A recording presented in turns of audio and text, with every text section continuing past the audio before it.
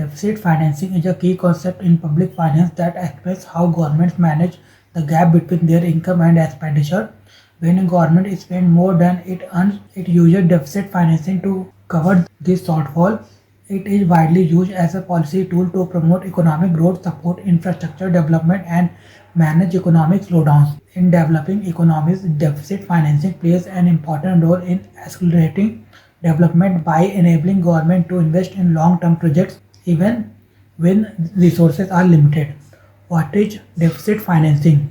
Deficit financing is when a government spends more money than it earns in revenue. To cover this gap, it borrows money or print new currency. It is used to support development infrastructure and economic growth. However, if used too much, it can lead to inflation and increase public debt. Deficit financing features. Deficit financing has several important characteristics that define how it operates within an economy. These features help in understanding its role in fiscal policy and its impact on growth and stability. Excess of expenditure over revenue. Deficit financing arises when government expenditure is higher than its total revenue, creating a budget gap. Financed through borrowing or money creation. The deficit is covered either by borrowing from the public external sources or by printing new money through the Reserve Bank of India. Part of fiscal policy, it is an important tool used by government to regulate economic activity and promote development. Common in developing economies, widely used in developing countries to accelerate economic growth and fund infrastructure projects, leads to public debt. Continuous use of deficit financing increases internal and external debt of the government, can cause inflation.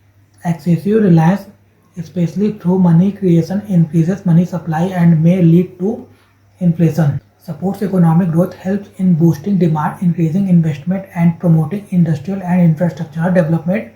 Used during economic crisis. Governments often use deficit financing during recessions, pandemics, or emergencies to revive the economy.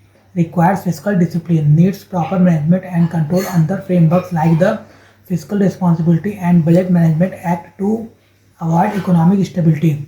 Short-term benefit, long-term risk. While it provides immediate financial support, excessive use can create long-term fiscal imbalances. Types of deficit. Deficits are broadly divided into three main types based on different components of government's income and expenditure. These types help in understanding the nature of the fiscal imbalances and the overall financial position of the government. Revenue deficit. Revenue deficit arises when the government's regular revenue expenditure is more than its revenue received. It indicates that the government is not able to meet its day-to-day expenses from its income. Revenue deficit equal to revenue expenditure minus revenue receipt. Fiscal deficit. Fiscal deficit represents the total borrowing requirement of the government. It shows the gap between total expenditure and total receipt excluding borrowings. Fiscal deficit equal to total expenditure minus revenue receipt plus non-debt capital receipt. Primary deficit. Primary deficit is the fiscal deficit after excluding interest payment on past debt. It helps to understand the current year's fiscal position without the burden of previous borrowings. Primary deficit equal to fiscal deficit minus interest payments. Methods of deficit financing. Deficit financing is carried out through different methods that help the government raise funds to meet its excess expenditure over revenue. Each method has its own impact on inflation, debt, and overall economic stability. Borrowing from the public. The government raises funds by issuing government bonds and treasury bills to the public.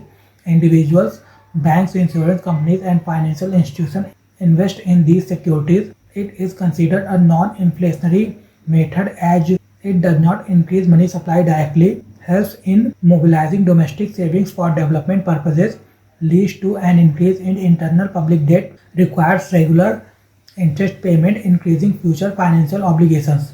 Borrowing from the central bank. The government borrows money from the Reserve Bank of India. The central bank prints new currency to finance the deficit, also known as monetization of deficit, increases the money supply in the economy, can stimulate economic activity in the short term, may lead to inflation if used excessively, often used during emergencies like recession or crisis. External borrowing. Government takes loans from foreign governments and international institutions, includes organizations like IMF, World Bank, etc. useful for financing large-scale infrastructure and development projects, brings in foreign capital and technology support, increases the country's external debt burden, subject to exchange rate fluctuations and repayment risk, may create dependency on external sources, disinvestment and asset monetization.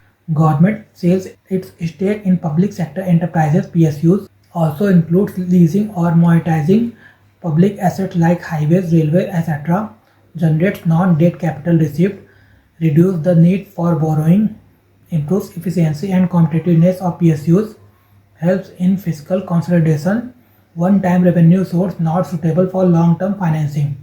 Deficit financing through printing money, direct monetization. Government directly prints new money to finance expenditure, involves no borrowing but increases liquidity, quick method to raise funds in urgent situations, leads to a sharp rise in inflation if uncontrolled, reduces the purchasing power of money, generally avoided in normal economic conditions. Impact of deficit financing on economy.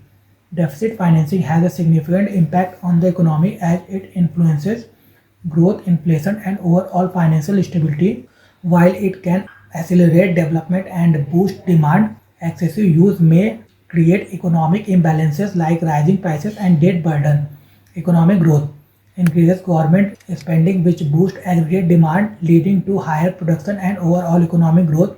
Infrastructure development helps finance large-scale projects like roads, railways, and energy, improving long-term productivity. Employment generation. Public expenditure creates job opportunities, especially in construction and public sector projects. Inflationary pressure. Excessive money supply, especially through monetization by the Reserve Bank of India, can lead to rising prices.